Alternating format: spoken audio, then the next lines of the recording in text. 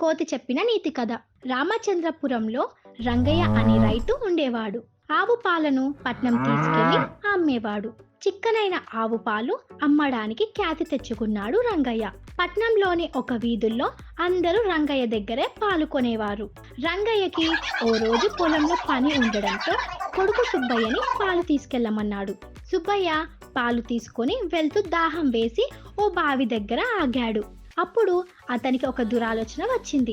తన దగ్గరున్న 5 లీటర్ పాలకు 5 లీటర్లు నీళ్లు కలపాలి అనుకున్నాడు. తన దగ్గర 5 లీటర్ పాలకు 5 లీటర్లు నీళ్లు కలిపాడు.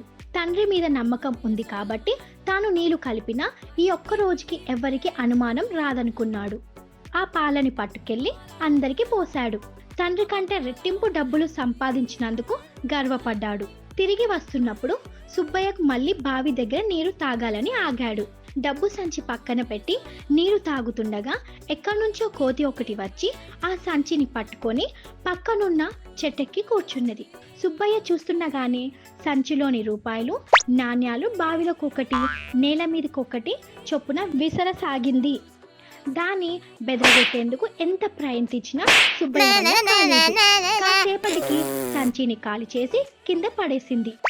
ఆ సంచిలోకి రూపాయి నాణ్యాలు ఏరుకొని విచారంగా తండ్రి రంగయ్య దగ్గరికి వెళ్ళి జరిగిందంతా చెప్పాడు సుబ్బయ్య. రంగయ్య సంచిని తీసి చూస్తే అందులో 5 లీటర్లు సరిపోయే డబ్బు ఉంది. కోతి నీకు మంచి పాఠమే నేర్పింది.